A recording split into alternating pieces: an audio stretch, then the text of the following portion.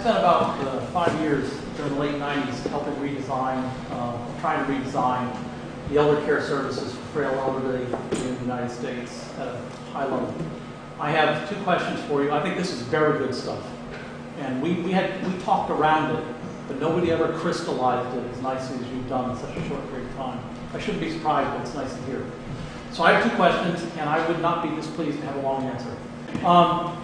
Two questions. One, have you given any thought to the biological differences of great-grandparents these days compared to grandparents before?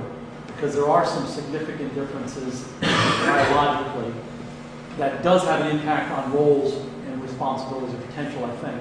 And second, if you were in a position to give some advice about how to redesign from a societal level, so the first question sort of had to do with the family level, but from a societal level, if you had a chance to give some advice about how we would do things fundamentally differently that might lead to a major breakthrough, have you given any thought to that, you or your colleagues? Because I'd be interested in any thoughts on either one of those questions.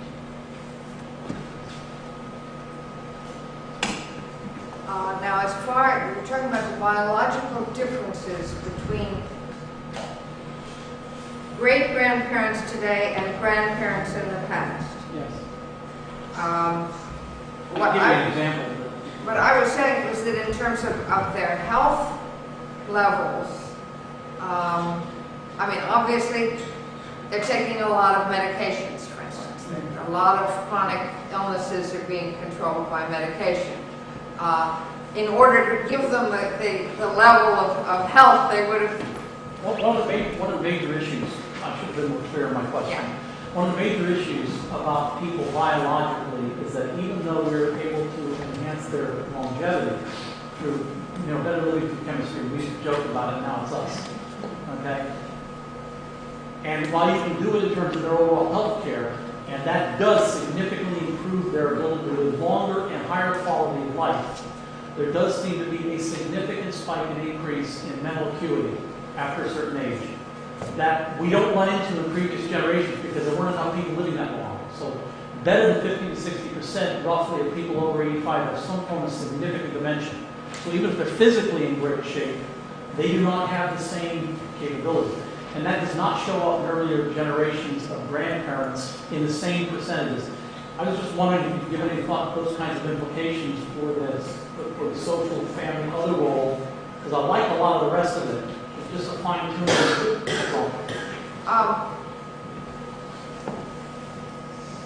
It's interesting because although the onset of the dementias is later, but notice that the traditional picture of grandparents is of senility.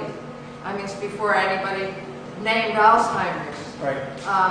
That you get mental deterioration partly as a result of inactivity, partly as a result of withdrawing from different kinds of interaction. So I think, and also I think we're beginning to when we talk about the level of activity of these people and engaging them with the world, we're talking about something that is going to significantly improve their health, including their mental health. You're still raising a fair question. You're still going to have people with chronic disease. We're going to have frail old people. And they're not going to be marching on the White House necessarily for all their remaining years. They've got some remaining years to do it. That's really what I'm trying to say. And I'm fully in favor of that.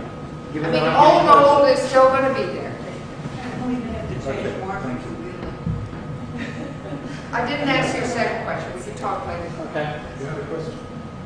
I was curious about the economic question that comes up in terms of who is obligated to care. And it seems that there's a shift in that. And it seems from what you're saying is that care is becoming voluntary. And that I can see is sort of ambiguous in that it becomes a controversial issue to organize around and to look at how, in general, the society doesn't really care for everybody, and also specifically within families, who actually feels like they are supposed to be caring for whom. And then also there's the problem with that, and that there's kind of a gap not filled. There's several gaps not filled.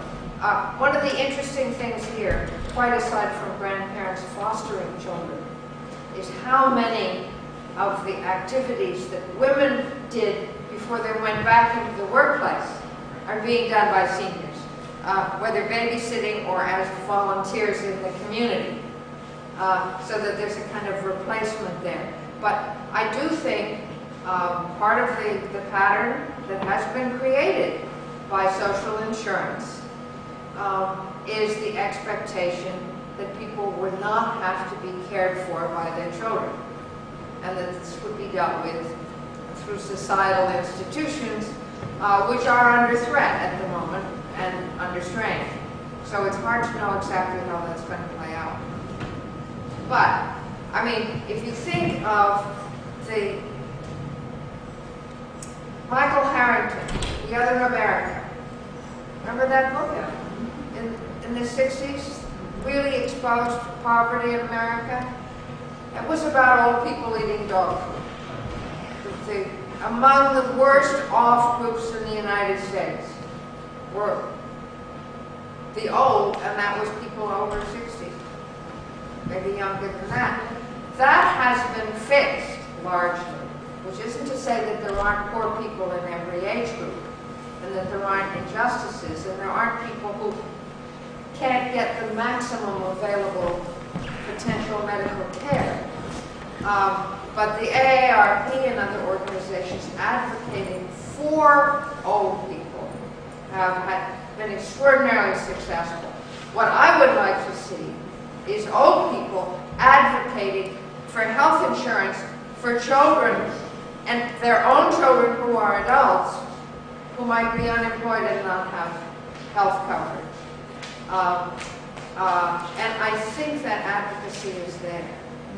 And so at that point, people cease to be objects of care and become advocates and givers of care. And I mean, I think one of the things we need to think about all of these generational things, we are being taught by our children all the time now. We don't teach them only, they teach us. Children care for parents, parents care for children. These are all cyclical, mutual relationships rather than one-way linear relationships. And the more we can do to institutionalize that and make people aware